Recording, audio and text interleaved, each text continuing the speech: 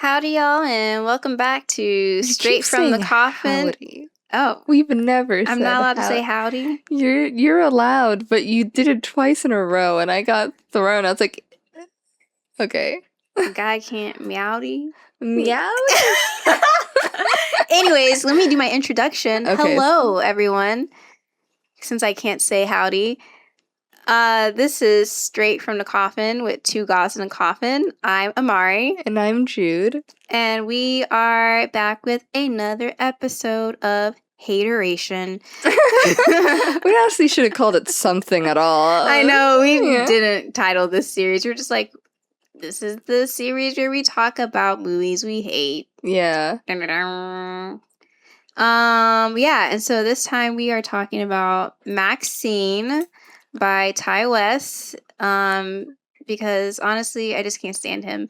And also, I know that Maxine is actually had mixed reviews and mixed response. Mm-hmm. So like, it's not maybe as controversial as our Weapons. as weapons. But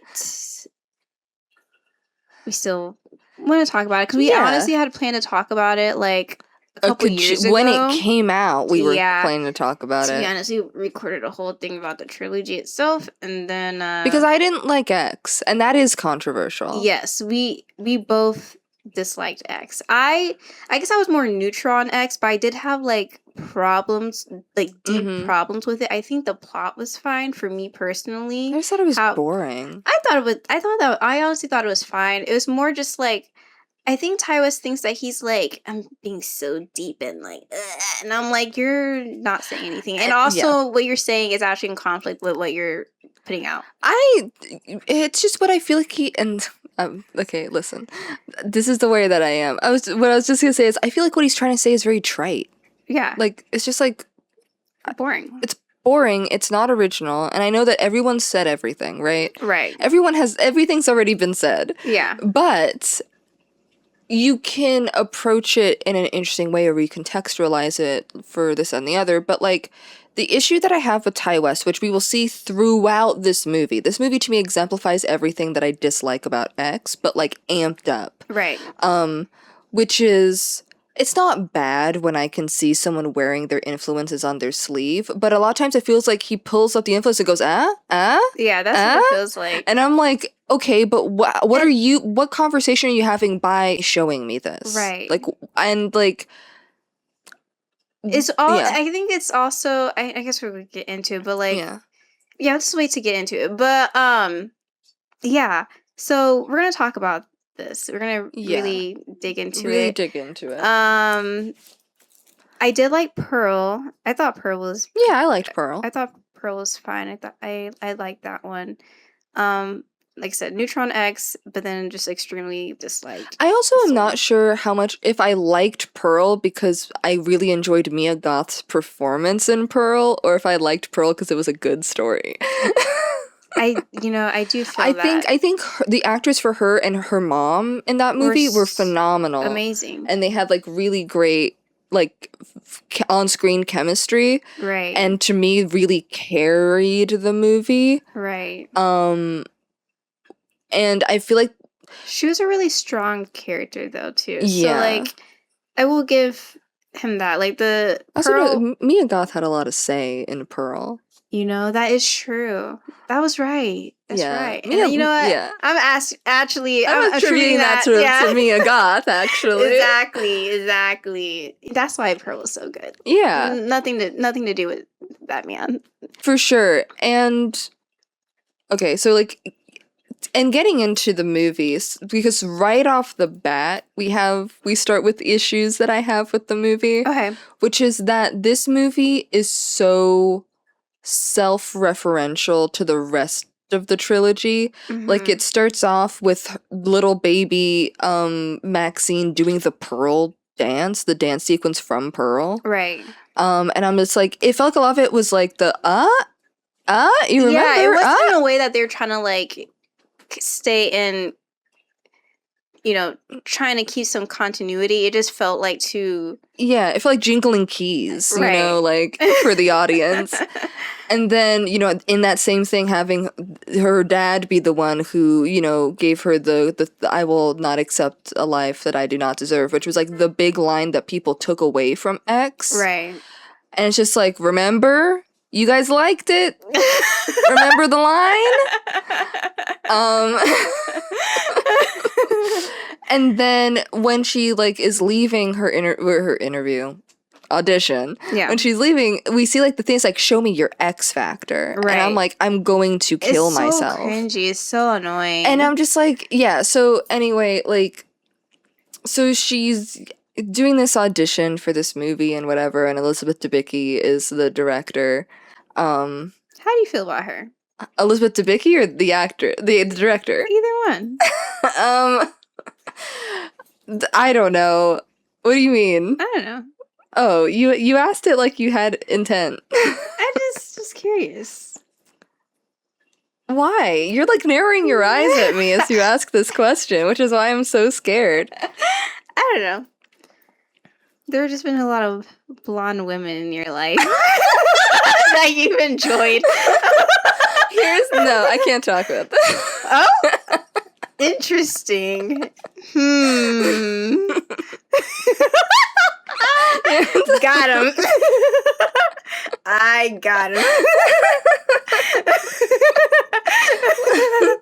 Sorry. He's red right now. Yes, I'm laughing. Uh-huh. And it's hot in here. It is hot. It is hot. Oh my also, gosh. baby. I'm struggling so hard right now. I was like, when I was writing in this notepad, I was like, I'm not going to be able to read these pencil markings. I know, I can barely see them. So I'm just like, oh God. Okay, yeah. So then we have... Do you have any thoughts?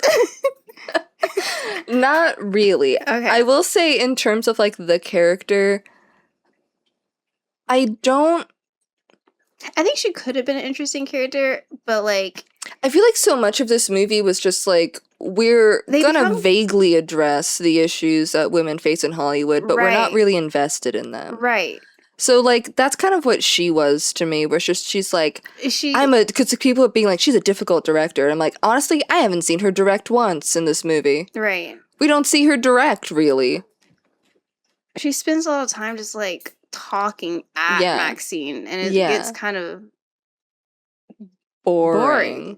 Everything about this movie is very boring. And so, the other thing on top, okay, so, you know, she has the audition and she leaves, and we have these things with like the weird, I guess, ambient background thing of the Night Stalker. Yeah. Which ended up being pointless. It didn't matter. Stupid. It didn't matter. Have it? Because here's the thing. They were trying to make the murders reference the Night Stalker, but then also just put the Night Stalker in the movie anyway. And by put him in, I mean like have it there. Instead of doing that, just have your killer, and then it will be a reference to the Night Stalker. Don't be like, and also we're showing the actual news footage about the Night Stalker. Right, because that's honestly the thing. I feel like a lot of this movie was like kind of nothing. There's nothing really like happening, but at the same time, there's so much at this. You know what I'm saying? I think I wrote down at one point, there's too many characters in this movie. Too many characters, and it's like, I don't know. Yeah, too many plots. Full of random ass shit that in the end doesn't end up even really mattering. Like, I'm just like, I don't know. And one of my notes was, I think this movie is too enamored with the 80s and Hollywood. Mm-hmm. And I know that's what it's about, right? It's about Hollywood in the 80s, but it feels like for Ty West, it's very surface level. It's very surface level, but it's also like too shiny about it. You know what I mean? Like he's like really into stereotypical aesthetics. Yeah. And that's what the other issue for me was, that like it's I don't know.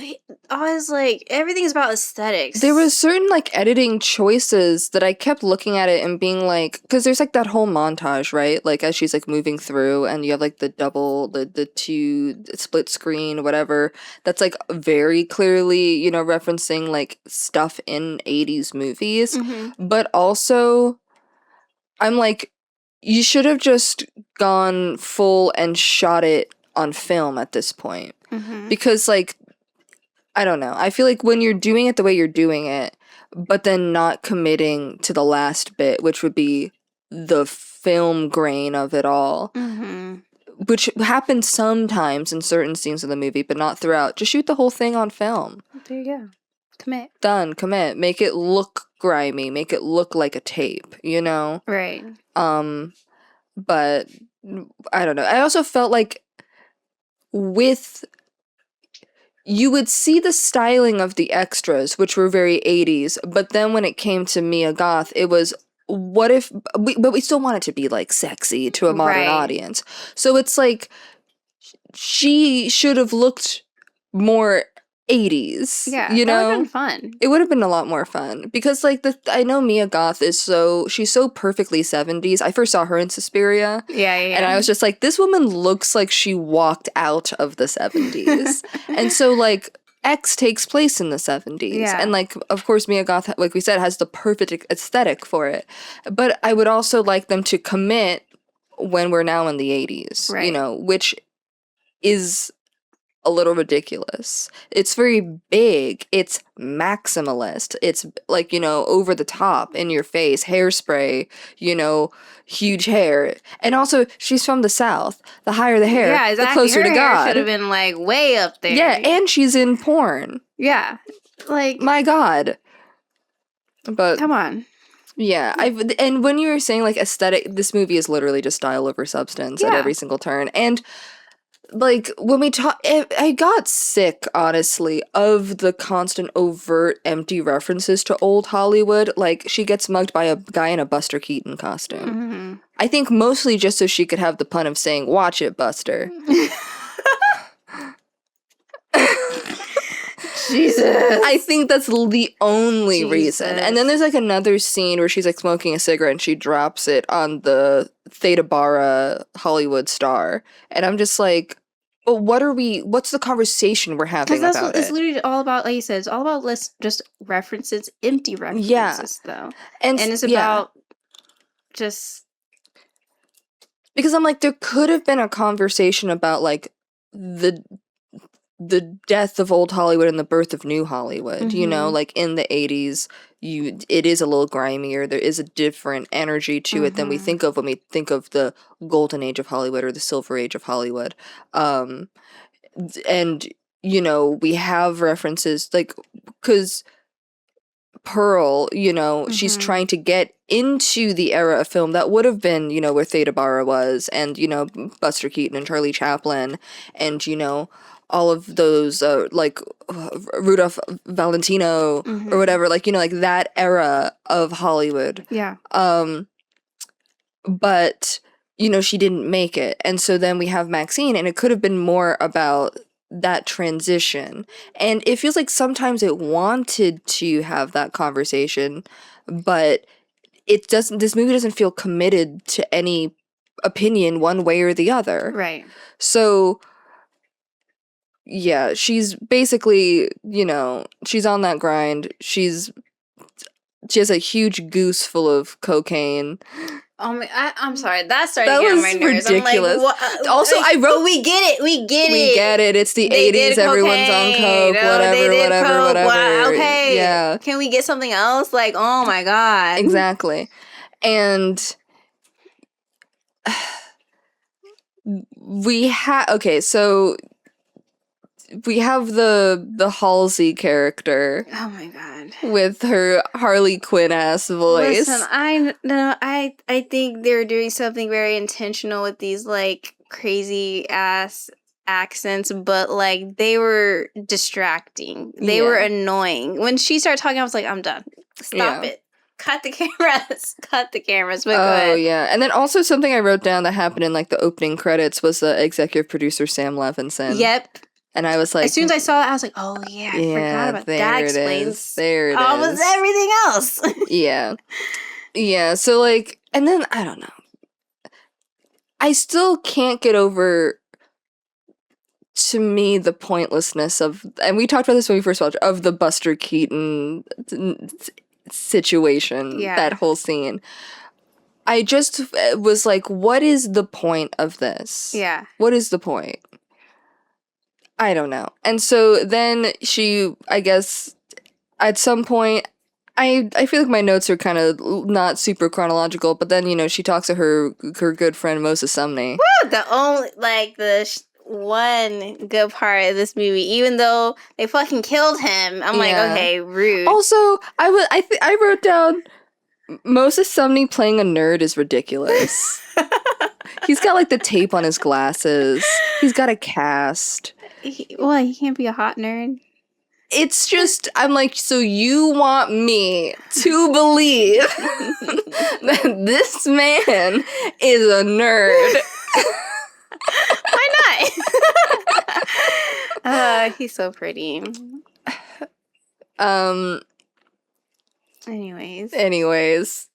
The one light. I don't know. We have that, they have the whole conversation about, like, crossover stars and whatever, and they reference Marilyn Chambers, who was in a David Cronenberg movie. So she was in the David Cronenberg film Rabid, which came out in 1977, and so there's, and, like, I don't think it's a bad thing to talk about the frequent collaboration between the porn industry and the horror industry. Oh yeah, that happens all the time, right? Especially, and, like, even today, like, you know, like, I don't know if you were ever into, like, there was, like, all of, like, these horror icebergs, or, like, disturbing movie icebergs. After a certain point, it's just fetish porn. Yeah, it's honestly just fetish porn. I mean, there is like a very fine line they're both body genres, right? So, like, and, like, you know, they're both about arousal, but there's that's the body genre. Two different, like, and like we were saying, and it's like there is, you know, when you do get into very extreme fetish, it is just it is horrific. It's horror. So there's always this, like, crossover, and I think, like, also for horror in general was not seen as, like, serious. It was, you know, like, people, you know, they're like torture porn, or, like, excessive gore is seen as, like, almost pornographic, right? So, like, violence and, like, sex go together all the time, and so, like, gratuitous sex and gratuitous violence, it's always there. But once again, like, we had a whole conversation where we were talking about X a million years ago that never saw the light of day, but it was just like, I feel like Ty West doesn't have any strong opinions about the porn industry, and he also doesn't have any strong opinions on the relationship between the porn industry and the film, and, like, the mainstream film industry. Because everything is very just surface level. Everything's very surface level, and so they have that whole conversation. I also didn't love when they mentioned Brooke Shields, and it was like, well, she got naked, and I was like, well, Brooke Shields was being sexually abused as a teenager. Yeah. You know, she was, like, 16, so a child. Yeah, I know. I hated that too. I'm like, okay. So, anyways, yeah. Oh yeah, so then we start to get into, like, the murders and whatever, because we have the videotape, and we see, like, the two girls that she spoke to, like, her, I guess, coworkers, who both went to that party in the Hollywood Hills, and then ended up dead. Yeah, ended up dead, and end up in Hollywood Forever Cemetery. Pisses me off, can I say? Listen, as a goth, I love Hollywood Forever Cemetery. I love it, okay? Right. But it's so fucking ham-fisted, everything that's happening. So when they were in Hollywood Forever Cemetery, again, it's like, it's Hollywood Forever. And they had, like, the the pentagrams and the whatnot. Also, they said cattle prod. They meant a cattle brand. A cattle prod is a thing you electrocute That's cows with. embarrassing. A brand That's is what you brand them literally with. embarrassing. So, because when they're like, this is like the work of a cattle prod, I was like, in Huh? what way? And then they showed the burn, and I was like, that's not a cattle prod. Like, dang, y'all didn't even take the time to make sure you knew the difference? Yeah. Crazy. Anyway. And, like, also on top of it, like, I love cult stuff. Yeah, same. But I hate satanic cult stuff. Because especially if you're not doing anything new or interesting with it. I don't know a reality in which I would find a satanic cult plot compelling, because ultimately what it feels like it's getting down to is the devil did it instead of fanaticism and the ways in which cults are high control groups. Mm-hmm. You talked about this a little bit before. Probably, because it pisses me off. Yeah. Like, whenever they're just like, it's a cult, and then they're like, they worship the devil. And I'm like, most cults don't. Right. Most cults are just, like, very highly specific, like, sects of Christianity that have gone off the rails. Or, like, of a mainstream religion that then kind of got special in some way. Like, it just takes one person going into a religious community for other sorts of religion and being like, I have an idea. Yeah. And then being able to pull people and I think that's off. why they're able to be so much more, like, successful, is because they're not usually just like, because if you go to people, it's like, you want to worship the devil? People will be like, no. But if you're like, so we have a specific set of ideas, and, you know, you're like, okay, I can get on board with that. mm-hmm. So it really pisses me off, especially because, like, it's not even really a cult, right? But it's also, like, not even having an interesting conversation about fundamentalism, right? So I don't know. At the end of the day, I was just like, this is most cult plot lines in things like this, like satanic cult stuff. I'm like, it could have been cut. Yeah. I've never watched a movie where I was like, you needed the satanic cult. And even with, like, the whole satanic panic thing that, like, it seemed like he was trying to touch on, even that was not really explored in any interesting way. And I'm like, it feels very meaningless. Yeah. Yes. Exactly. I'm like, okay. Because, once again, because, like, of course, the satanic panic... referential, that's it. Yeah. Yes. Oh, my God. And when, speaking of it... I was gonna wait until we got there storyline-wise, but it's also not that important, but it pisses me off. If I have to watch one more movie that takes place in the 80s that emphasizes New Coke, I'm gonna fucking kill myself. I'm like, we get it. They had New Coke in the 80s. I'm so sick of watching something that takes place in the 80s and they do, like, a close-up shot of the New Coke. Right. I'm so fucking tired. And then, or people talking about New Coke. Shut the fuck up about New Coke. Who fucking cares? And it's one of those things where it's like, it's just like, in the 80s, remember New Coke? Huh? Oh my God. Yeah, so then on top of the bloated plot, Kevin Bacon. Oh my God. We've got a PI here who's talking to the gloved man. Another accent that I was like, I know also, you're doing this on so like her dramatized accents on purpose, but they are taking me out of this. Yeah, I literally the non-existent plot story that you have going on here. Yeah, I wrote down, I was like, Kevin Bacon doing this, like, well, I'm just a small town country lawyer, like, voice with, like, the white suit, because they're like, we need them to know he's from Louisiana. Put him in a white suit. He was like 5 seconds from pulling out a handkerchief and dabbing his forehead. Like, it's just so caricature. Stop. And like I said, I know that's like kind of the point, but also like it's bad. It's just but the not thing, done well. I feel like this movie suffers from trying to simultaneously be too grounded and not grounded, but it doesn't land anywhere because of that. Like, it does these ridiculous things.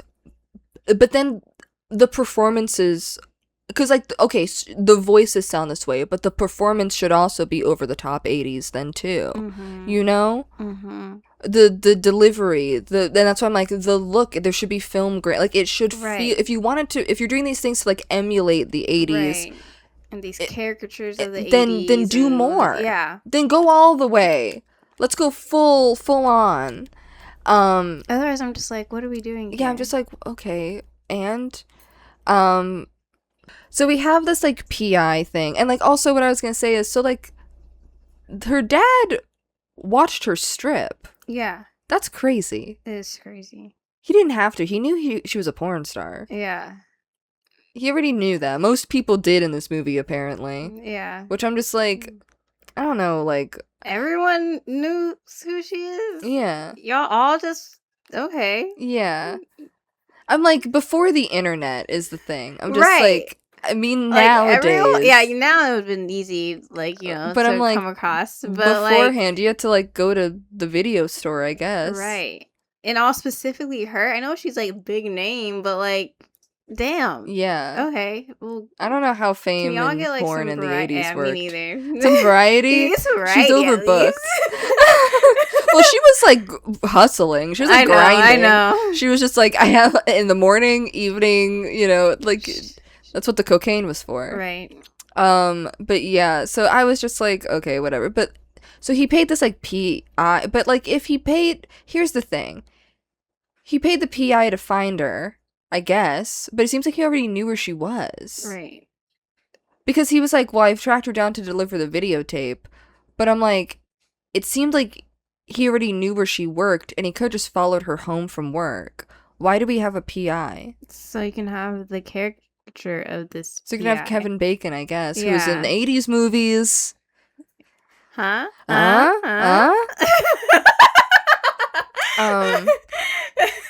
And then we have the two cops, which this movie Why is do we? because they were trying oh to. my God. This movie was trying to be 3 different movies. Right. Is the problem? Sorry. Right. Yeah. So like, it's trying to be like this giallo, Right. But it's also trying to be like a crime movie, and then you're doing too much. You're literally doing too much. Streamline it a little bit. Streamline your film. And then you don't have to do 10,000 different things. But that's part of the problem, is because, like we already said, you're so focused on the aesthetics that you're like, I need every single 80s aesthetic. I need to put it every all single in. thing, and that's your fucking problem. Yeah. Ay. And then part of me kept thinking of like, because of like the father learning about his daughter being in porn, and then being like, she was forced, or like his mind is like she was someone made her do this. I kept thinking of the movie Hardcore, but it also doesn't really engage with the movie. Like, I haven't seen that. It's a movie where this guy literally finds out, I think by like watching like, you know how they used to have like theaters for porn? Yeah. Goes to one, and the movie, his daughter. Yeah. Oh my God. Because the poster of it is like it's like black, it's like literally just text, and it says like, oh God, that's my daughter. When was this one made? Like in the late 70s or 80s. Jesus Christ. But it's like she was like trafficked, and so the whole movie is him trying to like find her. Well, that's like, that's different though. That's like kind of interesting in a way. Yeah. Huh. So that's all. It's a very famous poster. Okay. Because it's literally just words. Wow. Yeah. Has she been like missing for a long time? I don't remember. Okay. Sorry, we're not talking about that. We're not talking about Hardcore, but I kept thinking, I don't know, during several parts, all I could think of in my brain was, oh God, that's my daughter. But I was just like, I don't know, it's just nothing interesting about it. And part of what's not interesting about it is because the movie is trying to be very meta. So like, talking about the director again, like when they go on the drive around the lot, that scene pisses me off, because also it misunderstands the movie Psycho in a way that made me want to scream. Really, it's like a killer disguised as an old woman, and then it's just like people couldn't perceive that an old woman could kill. We don't even see the old woman kill. I was like, what are you even talking about? That makes it sound like Norman. When I heard that, I was like, did I just forget what how the movie went. I would never forget how Psycho am I stupid? went. No, No, you're the one who's stupid. You're the one who's stupid because he's only disguised when he kills, but to say like the phrasing of like a killer disguised as an old woman would make it sound like he's dressed like an old woman the whole time and then ditches it to kill. Right. And it's the horror of Psycho wasn't from a I'm talking societal point of view, from the way the audiences responded. It had nothing to do with an old woman, it had everything to do with homophobia. Right. Right? Because it's a man taking on a female persona to kill, and it's a heavily queer-coded role played by a closeted gay actor, and that movie ruined his career. Right. It ruined his career because, one, he was basically the Zac Efron of his time, who suddenly takes on this role that's like a really confronting psychological killer, and he does a really good job. And they're like... But also, there is the queerness of it all. Yeah. And he couldn't put that back, and Hitchcock knew he was gay when he cast him. It's why he cast him. Yeah. And there's a really interesting there's a moderately, if you don't know a lot about the history of like queer cinema, it is an interesting documentary series. I know. What's But Queer for called? Fear. Yeah, where his son, Osgood Perkins, talks about the toll that Psycho and the franchise of Psycho took on his father. His career never bounced back. Right. And he then even tried to make more Psycho sequels himself to try and lean on the franchise that ruined his life, but also most people know nowadays, like in the 21st century, know Anthony Perkins from Psycho. Right. So in the 2000s, he tried to lean on that, and he made some kind of really bad sequels. But it never lived up to it again. But there is a conversation to be had about that in itself. That movie, at the time of when the movie would have taken place, was like 20 years old. It has a legacy, clearly. The backlot is still there. But it only is there so that Ty West can make a self-referential that he had an old woman killer in his first movie. Right. It's very masturbatory, it's honestly. so annoying and honestly disrespectful to me. Like, yeah. And he mentions Hitchcock multiple times. Yeah, I know. In this. And I'm like, you're not Alfred Hitchcock. Right. Please. Yeah. Oh my god. And then also, I'm like, the fact that this woman, who I'm supposed to take as like a creative, like she's an artiste, right, doesn't understand Psycho. Yeah. Insane. Because there is an interesting there is an interesting conversation about women in Psycho. I think the first main character, God, I can't remember her name. I don't have the... But yeah, like the first lady, Marion, is a really interesting character that we're allowed to empathize with. She's having sex with a man outside of marriage. Right. She robs her job to get out of there. Period. But yeah, but we're still made to see her as a sympathetic character in 1960. It's very revolutionary, and so when she dies, we're supposed to feel bad that she's been killed. And I remember rewatching it, as an adult, because I watched Psycho when I was a kid. Don't worry about it. Wow, there's a lot of films that you watch as a kid. I'm like, explains a lot. Yeah. Explains a lot. It's fine. It's not that scary. But anyway, I mean, maybe as a kid? Yeah. Okay. The scariest part for me is when they turn the chair and the skeleton with the wig is in the chair. Yeah. But watching as an adult, I have such a complicated relationship with Psycho because, like, obviously it is a problematic movie. Mm-hmm.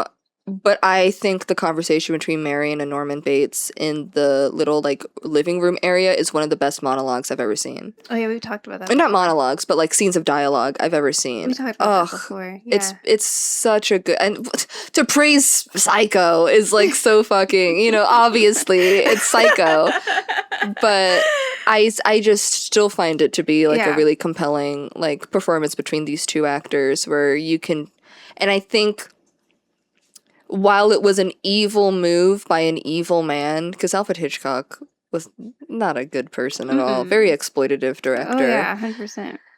I think, like, it was a stroke of genius because, like, to cast Anthony Perkins, who obviously spent all of his career hiding something very important about himself, and he's able to bring a certain energy to the performance that, despite what he does, I feel bad for him. Like, I'm just like, oh, things could be different for you. But anyway, so them reducing this movie down to pretending it's an old woman killing people, and I'm just like, that's literally not what Okay, you happened. missed And the then point yeah, completely. and then her looking at the house and seeing old woman Pearl in the window, just to in case you didn't get it when he said old woman killing people. Right? I'm just gonna do that every single time because I think it's funny now. I feel like the seagulls from yeah, mine. Yeah, and like something I also wrote down, because this whole sequence, I think also the whole conversation that they have on the little golf cart, like, it feels like this movie is so defensive about being a horror movie. Yeah. Because it feels like at every turn it's like, horror movies can be art too. And it's like, but you have to have something you want to say. Yeah. I mean, that's the best part. I mean, that's what I love about horror movies. I love horror movies that are saying something. Like, they know what they're trying to explore. I love that. Yeah. Like, I don't need you to tell me that. And so many it's not revolutionary for a horror movie to have a political agenda. If we look at fucking Night of the Living Dead, right, did that in the 60s as well. So, like, to act like in the 80s, it would be like, people still think that horror movies don't say anything. And I'm like, also, I don't know. I also just feel like this particular person wouldn't be working on Hollywood specifically, but whatever. That's neither here nor there. There's many avenues for horror for someone who's trying to do something more avant-garde that isn't mainstream Hollywood. It does feel really weird. I will say that. I was like, she doesn't seem like she should be here. Like, if it's just off, it's like, yeah. Okay. Yes. I know what you, yeah, I was like, I felt it too. I was like, this is, okay. And so, like, yeah, for sure. But yeah, I don't know. I just kept feeling it the whole time. How it just keeps being like, horror movies can be art. Horror movies can have something that they want to say. But it feels like this movie is just, the point it's trying to make is that a horror movie can say something, but doesn't have anything specific it wants to say. But it's like, theoretically, right. A horror movie could say something. Good horror movie either. Like, it was boring. There was no tension. Like, it was very flat, one note. Like, it wasn't giving anything. And like, I know they listed their references, but one thing, and maybe it's just because I have a one-track mind, is that I kept feeling like at certain points this movie wants to be Perfect Blue, but it's not. But I think one of the things that sets it apart from something like Perfect Blue, which is it is a conversation about the horrors of being in this situation and the bleed through, because they kept trying to do that, like have the bleed through from the movie to Maxine's personal life. Yeah. But Perfect Blue is more successful in it because one thing we don't really see is we don't ever see Maxine acting. We don't ever actually see her like acting in a scene. We see her be late to set and have conversations with the director and ostensibly be on set, but she's never acts in the movie. Yeah. Which is weird to me. I'm just like, why is that not a scene? whatever. For someone who like wants to be a star so bad, we don't We even get to literally see don't really even do see. that. Yeah. I'm also very confused about what point in production it is at I any know. point. Because, like, if she's the new lead, right, for this, Uh-huh. like, sequel, but when she shows up late to her call time, they're already, it looks like deep filming something else. But I'm like, where does she fall into it? I know, it's very jumbled. I also had all these questions, especially while rewatching it this time, because the first time I didn't get to say what the first time I fell asleep, to be honest. I was that bored. I don't fall asleep very often in movies unless I'm like watching it at like 12 o'clock at night and I'm Yeah. just so tired and like I'm not strong enough. Drew's more likely to fall asleep first. Absolutely. I will fall asleep in a movie. Sometimes I'm like, okay, Joe, get up. But I don't remember what time I watched it, but I don't think it was late at night, and I It still was was in the like, afternoon. yeah, and I was still like, calm down, because like that it was. Oh, I think, was one of us sick? Maybe I don't remember. I have to look back on the time. I It may think have been when watched we it both were remotely. sick. Remember when we both were like got sick? It was just a million years I ago. don't remember. You had gone on your work trip to the water park, and then you got sick, and then I got sick, Oh. and then we were both sick. God, I hated that fucking trip so fucking much. I know it might sound like, oh, it's fun because of the water park. Let me tell you, that was not. It was basically for the fucking families, and I was. You're like, I don't care sick. about that. Anyways, and I got sick for real. But yeah, like like I said, the other thing is just like it's the most boring horror film that like there's nothing happens, right? Yeah. Nothing happens. And also I think this is also how I feel about X. It's been a long time since I watched X. I can't remember if this was what we talked about before, but like for a film that's like, let's talk about the porn industry, very lacking in any kind of sensuality at all. Unsexy, it's very just like, which like if that's the point, that's what I was gonna say. It could like that could be the point. It could be like, look how sterile this is. You know what I'm saying? But like, he's not really having any kind of conversation. So I'm just like, okay. I also am wondering like if like the whole like Elizabeth Debicki character being like horror is art is supposed to be taken seriously or satirically, and maybe his point is that it doesn't have to. You know what I mean? Like, I feel like I don't know where we're supposed to stand on this director. Like, if we're supposed to see her as like self-serious, or if we're supposed to see her as like someone who's actually trying to do something interesting in Hollywood. Yeah. Like, I'm not ever really sure, because like, on the one hand, because the movie doesn't ever make a stance on anything ever, it feels like it could be like, horror doesn't have to say anything. Right. But also, you didn't make a good movie despite that. Mm-hmm. So then if the answer is horror can and is at its best when it's about something, you also didn't say anything. Right. So I don't understand what the point of this whole conversation is. Right. Because it doesn't even feel like it's something the characters are having with themselves. It feels like it is for the audience. Everything feels like it's for the audience. Yeah. Which is why it takes me out so much. Like it doesn't really feel like its own just like narrative existing within itself. It's just, and I felt that way about X too, because there's like a whole conversation about like the porn as a vehicle for liberation that never really amounts to anything and feels super cringy. So fucking annoying. I remember, yeah. Especially because like, you're gonna look me in the eyes and tell me that a bunch of people working on this like 2-bit porn shoot in the 1970s are like, we're actually artists and we're about to liberate the medium of moving picture. I don't think so. Get real.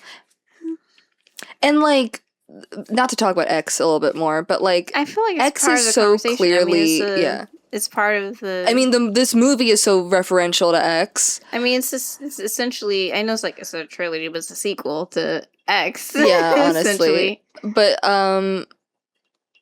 I feel like, that movie is very heavily referential to Texas Chainsaw Massacre. Yeah. But Texas Chainsaw Massacre was having... Good? Oh. I was going to say was having a conversation about the meat industry and putting people through a level of butchery that we're fine when it comes to animals, but we're uncomfortable when it comes to people. And being like, why is this allowed? Why are we allowed to treat anything like this? And Texas Chainsaw Massacre heavily used the work of the paintings of Andrew Wyeth as like a visual reference for the movie itself. And so like this person who painted a lot of like bleak scenes of the like American frontier and like prairie, and then being like, to step into this and talk about the bleakness of this industry and really make people feel the fear. What if you felt the fear that like a pig feels going down to the saw? Yeah. Like, and then seeing them gleefully eat people. It's just like, this is they're doing something at least. I was gonna say, you can argue about how successful, but it's like, at least that Tobe Hooper is saying something. Yeah. And then it felt like Ty West was like, cool visual. Yeah, because I'm like, it felt like at the end of X, what he's like, the worst thing you can be is old. And that was the other reason why we hated it. That's right, because that was super fucking and acting annoying. Like old people don't fuck. They are. I know we talked about this. We talked about this, but for they sure. are horny as fuck. Yeah, because they made it seem that like some like the horror of growing old is the lack of like sexual desire. That is not reality. There's a reason why STIs fly in the retirement community. It's true. Because they're like, we don't have to use protection anymore. We're gonna get pregnant. I'm like, well, there's other reasons. Yeah. Oh my god. Not to stigmatize, but, we should all practice safe. It shouldn't just be pregnancy. Shouldn't be the only reason why you use protection. There's many other reasons why it's a good idea to use protection. Exactly. And yes. Sorry, I mean, listen. I worked in reproductive justice, so I have to be like, but you're not gonna. This is not to, No, I know. Yeah. I know you were saying this is mainly for the audience. Yeah. I was like, never. But yeah, and then also, so like to talk a little bit more about like specific plot moments. So like Moses Sumney, his character gets killed in the most overtly giallo. Yeah, like that was the moment because to be honest, I forgot. I was like, "What do you?" Because I saw a comment that was like, "Yeah, he referencing these blah blah blah," and I'm like, I don't even remember because I didn't remember anything about this movie before. I remember one moment, and then when I got to it, I was like, "Yes," and there are definitely other small bits, but like this was the most where you're like, "Okay, I can see." See that reference. Absolutely, clearly, for sure. Purely. And then, I hope Moses had fun at least. That always seems fun to me. Yeah. Getting like killed in like a really overtly cheesy way. Yeah, is very fun. That's my dream. Honestly, I want to be murdered in a horror movie like this. In a horror movie. Okay. Oh, okay. Yeah. I don't know because. No, you're like, that's my dream, and I was like, to be let me follow you for a second. Yeah, follow me. I know that'd be so. I would love fun. to be like a dead body in something. It'd be so fun. Someone hire me. I can just be like an extra. Just like hire me as an extra that gets to get like got. Yeah, I want to be the first one who goes. Like the one, like the beginning, like when they start like in media res, you see someone running and then they get taken down. That could be me. I can't run, but still. Anyway, yeah. So like that whole thing, and then like we see Maxine like have this really emotional reaction to his death, which I did not buy because the whole entire time she seems emotionless. That's the thing. Like, I literally wrote down, I was like, the problem with this movie is that I feel like the characterization of Maxine has been someone who is, like, ruthlessly pursuing, like, fame at any cost and does not care about what she has to do to get there. And then suddenly, in this one, we're to believe she has friends. Right. Which, like, does not follow any of the characterization we've seen of her at all. Where she has, like, this, like, flat-eyed shark mentality moving through. But then Moses Sumney dies. He has this character. I would also be sad I know, but died. like I'm to believe that she doesn't just see him as another mean, right? And, like, just because he's one of the what he said. He's the one gay guy that she knows. Her. Yeah, yeah. I'm just like I didn't buy the emotional connection, and so it felt. And then when she like later in the movie, it's like, I'm gonna help the next girl from getting killed. I wrote that down too because I was like, where is this coming all Where of a is sudden? This coming from? She doesn't care about people. Right. Not at all. She doesn't care about people. And then suddenly they're like, she's like, I have to help Lily Collins. I don't remember every character's name, so they're all their actors.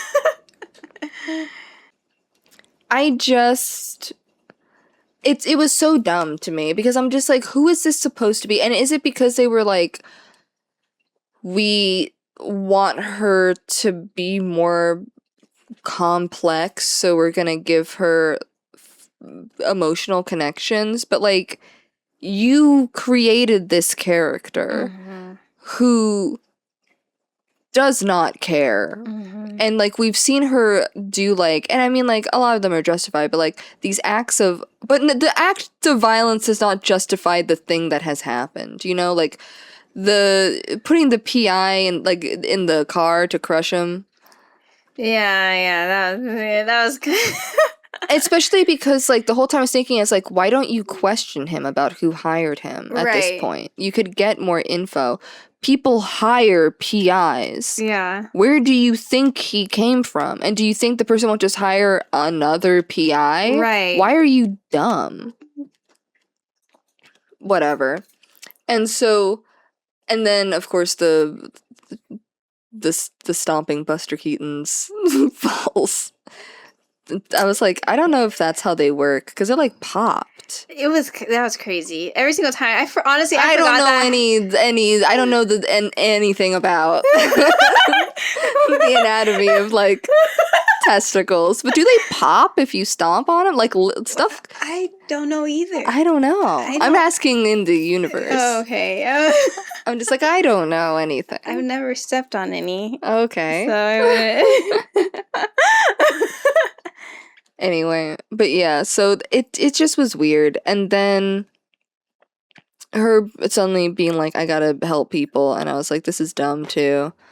And yeah, like I wrote down at some point, because like when we're talking about things we remember, the thing I associate with this movie is the slow ass boring fucking chase scene through the lot. That's what when I think of this movie, I think of that chase scene. Because it's so dumb. I remember when we watched for the first time, I was like, this is the most boring chase I've ever seen in my life. Yeah. And she ends up in the psycho house. And I was just like, but all I could think of was like, he has a gun. Yeah. Run to a security guard and say, that man snuck on set and he came at me with a gun. Right. Because he ends up getting approached by security guard anyway, which means they're around. Just go and be like, scream, cry, that man is chasing me. Right. And then they're gonna be like, sir, and then find out he has a gun on him. And he'll go to jail. You know, suspend all logic. No, because if it's like, I would only suspend the logic if no security guard came up at all. But because a security guard comes up at some point, I'm like, so they're around. Right. Run to one. You're at work. That's the thing on top of it. You're at work, which means you have safety nets right now. Right. That you wouldn't have had if you were on the street. You're at work, and it looks like it's 2:30 in the afternoon. Run to like a group. Run into a group. Run back to the set. Right. And then he's not gonna shoot at you because he's not that dumb. Right. But if you run to people, you will be safe. Why did you run to the psycho house? That's what You know, for the reference. That we already got. We don't need it a second time. No, he wanted to make sure that you remember the house. He's like, look what we got to shoot. Yeah. We got to shoot on the lot. We spent a lot of money on this. You just go to fucking Universal Studios and you too can be on the Psycho lot. I've been on the Psycho lot. Oh, have you? If you go to Universal Studios, I haven't been to Universal Studios. they take you on a fucking tram through all of these, like, the back lots. I haven't been to Universal But I'm Studios. saying, like, anyone can. Yeah. Anyone can. Children have been there. Yeah. Like, it's a thing that you can do. Yeah. And be at. Mm-hmm. So I'm just like, whatever, man. Whatever. I don't think Universal Studios, the theme park, existed yet, obviously, but like, you can do that today if you go to Los Angeles.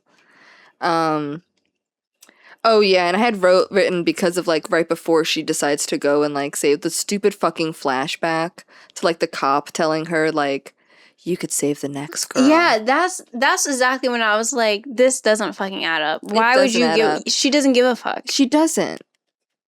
Like, if there was a different motivation, sure. But her motivation, like that being the flashback, and she's like... Especially because, like, the girl forgot her name. Yeah. So, in my opinion, if Maxine would be like, that girl should die. She called me Nadine. Exactly. Because her whole thing is, like, everybody's gonna know my name. And then this girl got her name wrong. And also is higher on the call sheet. Mm-hmm. She should have killed her herself. Mm-hmm. I don't know. If it was the same Maxine from X, she would have. If it was the same Maxine from the first half of the movie, that too, honestly. And then so she goes to the stupid house. I don't know, and it's not like there was any like character growth. No, like we didn't see any kind of character growth. It was just there wasn't like a big moment that happened where she was like, maybe I should. Yeah, it was just a random like shift. Random character shift that we don't get to have any actual explanation for, and we're just like, oh, yeah, who is this? Exactly. Who are you? Yeah. Wait a minute. Who are you? Yeah. So then she goes to the fucking mansion and whatever, and then that whole thing, which was also fucking stupid to me, because I'm like, why would you go? Why would you go alone? Why would you go at night? Why would you not wait until there's another party and then go then when there's more people around that could offer safety or whatever? Or you could see where they're taking people or anything at all. But I guess go randomly, and you're just gonna bank on the fact that they might leave the front door unlocked, which they did. Conveniently. Conveniently. And then went on in. The dad, I guess, just watches that one videotape on loop, hoping she'll walk up the stairs at some point. Oh, that's so fucking. Yeah. And then maybe he saw her walking up. Maybe she had to ride a fucking gondola up, so maybe he watched the whole time and was like, she's on her way. Let me make sure the room's set up.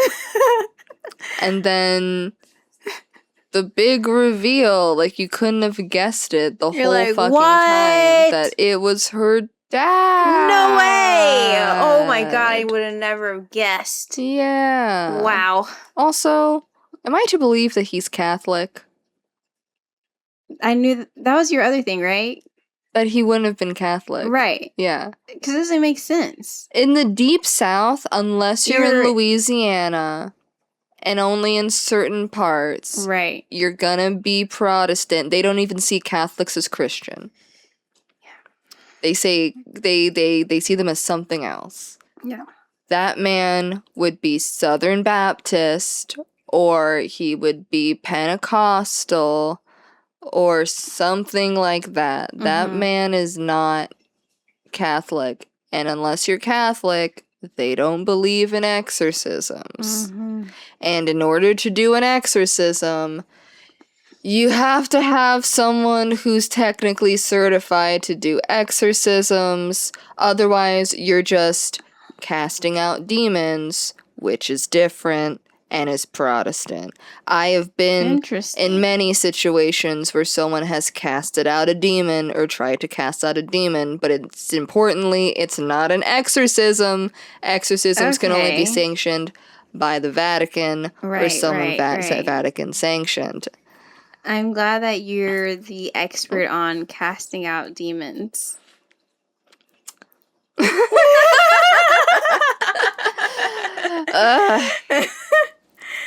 Listen. We don't have any one to do that. The Jehovah's Witnesses. I don't even. Yeah, I was gonna say, you guys got any fun demon stuff over there? Not really. Do you guys believe in demons? I don't think, not the way that other people believe in demons. You know what I'm saying? Yeah. Yeah. Interesting. Well, we're very boring. I'm sorry. It's so sad when the cult is boring. I know. Like, dang, why couldn't I be in like a fun cult? Mm-hmm. Like, my trauma is so boring. You know, we had the baptism of the Holy Spirit at least. It's something. At least it was something. Right. But yeah, and so anyway, and on top of it, because they do kind of have he has the line delivery of and the energy of a televangelist. Catholics don't do televangelism. That's the other thing I was gonna. Yeah. Because I was like, Catholics don't do that. No, it's too gauche. They would never. Televangelism is so uniquely American Protestant. Mm-hmm. And I am fascinated by the phenomenon of televangelism because it is. I don't think it could have happened anywhere else at all. No, it feels like a very American. It's uniquely specific, American. Yeah. And uniquely Protestant. Right. And you have that whole like this isn't I would say not well, I feel like it's not explicitly televangelist, but many televangelists subscribed to the prosperity doctrine and all of that of like God will give you money if you do the right things. One of those is giving me money. But yeah, and there is a lot of like casting out demons and whatever, but whatever. So there's just a lot of like me as a person who was raised in the church, very involved in it. My parents both founded the church that I grew up in. They were both the worship pastors there. Right. If there was an event going on at the church, I had to be there because my parents were both going to be there. And so we just... You couldn't be left at home. No, I couldn't be left at home. I was in the fucking Bronx, dude. Right. Oh. Okay. But yeah, I mean, like, at... maybe at, like... If it was going to be a long time, no. If it was going to be for an hour or two, then yes. But late at night, if it's happening at nighttime, no. Okay. So... when was the first time that you were left at home by yourself? With you and your sister, I guess. Well, I don't remember specifically, but my mom and dad, like, I was going to say, like... trained us for how to be at home alone. So they would like test us. Test you? Yeah. So like they would be like, all right, I'm going out. Like they gave us the rundown of what we are and aren't supposed to do. And then sometimes they would knock on the door pretending to be not them to see if you guys we followed. I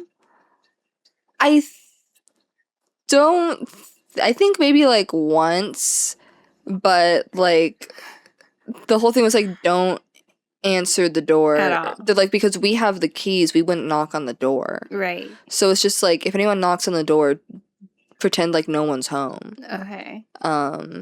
So, and then if anything serious happened, we had like neighbors across the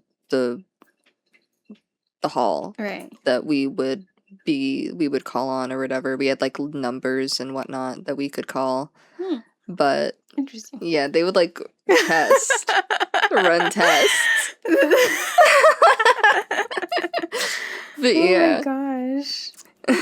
So anyway, I had to be there all the time, and so like whenever I watch something where this person's like, we're gonna talk a little bit about religion, and there's an instant I'm like, you don't know what you're talking about. You're just like mixing religions up into one and saying it's you something think you you don't know what actually know. Christianity is, because I'm trying to think what other denomination that isn't Catholic would wear the collar. Maybe Lutheran, but Lutherans are boring. I've been to a Lutheran church. Have you? They're just Catholic light. Huh. I feel like I need to They're like just Catholics, go but the out building and, is like, not as try pretty. different churches because I was only in the Jehovah's Witnesses are so distinct from Do everyone Episcopalians else that wear I'm the like, collar? I just want to know. Would I have a good time? No. No. But The it's for Lutheran church is very research. boring. We tried it I say we. It was when I was like a teen, and so I had to go to church on Sundays because my mom was Yeah. going to church. And anyway, I was a child, so I had to go. Yeah. I think Lutherans do. I'm not sure if Episcopalians do. I'm thinking of all the Catholic light, the ones that are like Right. you're not Catholic anymore, but you liked everything about Catholicism except for this one thing, so you made a new denomination. And the Lutherans obviously they're from Martin Luther, the first guy who was like, I think we should change things about the Catholic Church. Yeah. So it's like very Catholic churchy where you have the hymnal and like we didn't know. So like and I've been to Catholic Mass for different stuff. Okay. They have lines that the congregation knows to say. What do you mean? There's like call and response in Okay. Catholicism, but everyone knows their lines. Uh-huh. And if you've never been there and you don't know your lines, you're like, what the fuck? Everyone in the congregation is speaking in unison right now to something that he said that you have a response to. Interesting. Yeah. And the Lutheran church is kind of the same. Interesting. And they all play from the hymnal. Okay. So, anyway, whatever. But anyway, so, like, I was just like, none of those that would wear a collar would be doing this shit. Yeah. This is uniquely Baptist or Protestant, not Protestant, or, Pentecostal, or, like, one of those, like, crunchy ones. Crunchy. Like, the fucked up, the ones that like to talk about damnation. Yeah, yeah. So, anyway. But I don't expect Ty West to know that.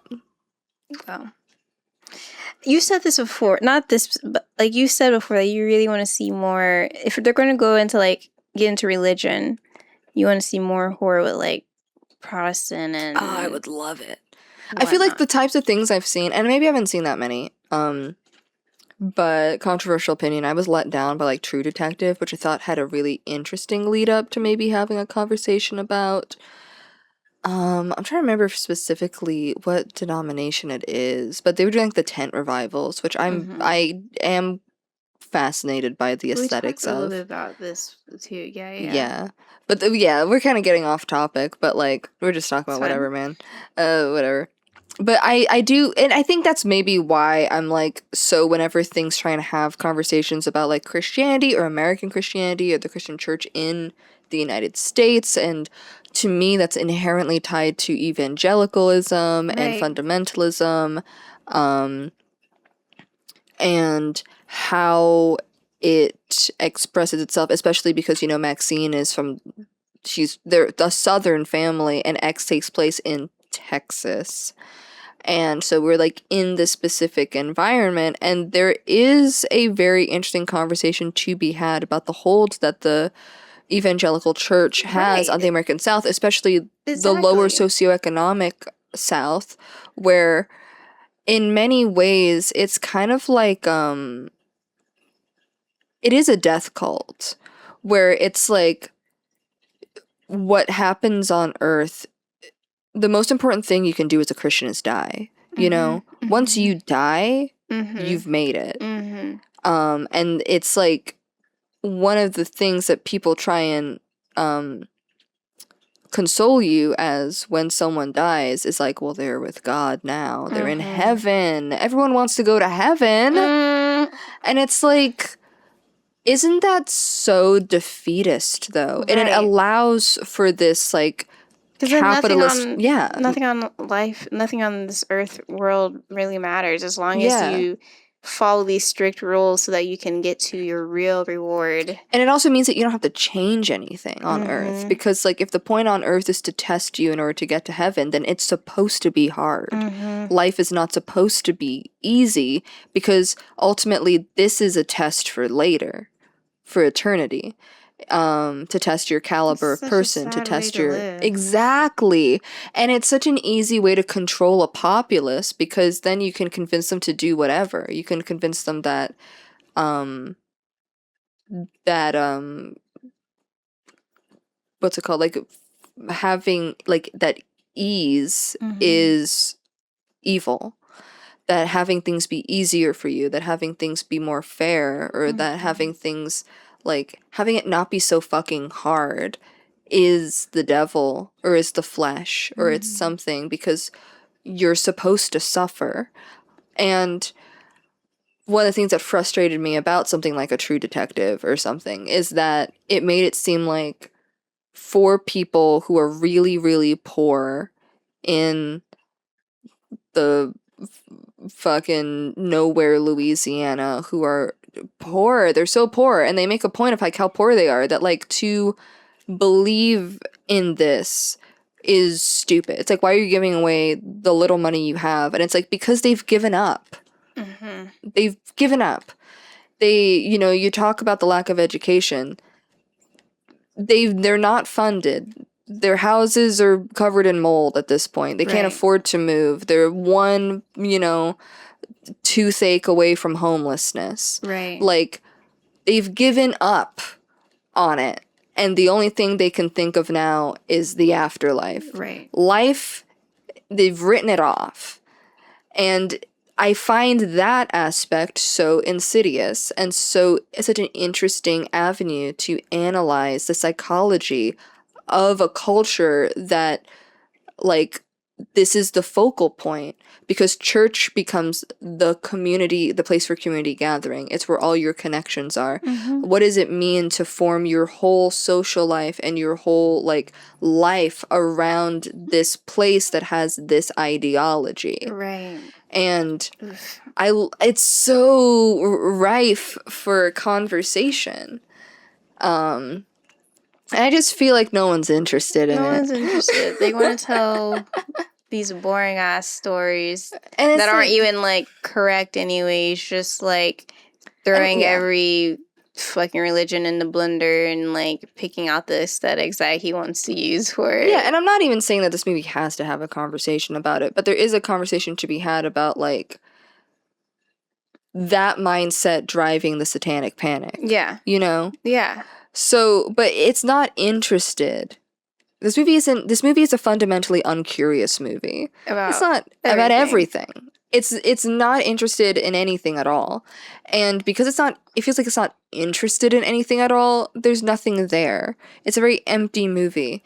And I also get confused at the end of it when the helicopter comes and shines the light, and then we get a flash forward to the premiere, and then we go back into the moment. And then but then shoots him in the fucking head. Yeah, but then we come back and it's like she is famous now. Uh-huh. So I'm like, I know that probably the premiere didn't happen, but, like, in that bit, don't we also have her talking, like, the press about her life?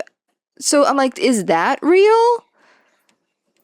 I don't know. Because I also, yeah, because then they mention when she comes back to set that she sold the rights to her life story. So I can't figure out what's real and what's not in this sequence. I have no idea, but also And in a really, like, messy, boring way. I kind of was tuning out by then again. I know I was supposed to be watching it for this, but I was like, I'm already bored again. Like, This is it's just like really- I yeah. was watching it, but was I taking it in at the last couple minutes? No. I was really trying to I was figure out done. what it was that I was seeing. Yeah. but I couldn't make sense of it at all. Yeah. So I'm just like, some of this happened, I guess some of it didn't. I don't know, because we flash forward to after the premiere, but then we're back on set. I don't know. Nothing makes fucking sense, and it really doesn't matter. And also, like, to jump back briefly to the religion thing, there is no way, there is no reality in which a Protestant preacher would instill the "I will not accept a life that I do not deserve," because in Christianity you don't deserve anything. It's by the grace of God that you take your every breath you take. Right. Honestly, yeah. You're not owed anything. Everything you have has been granted to you by God's grace. Right. It is a favor.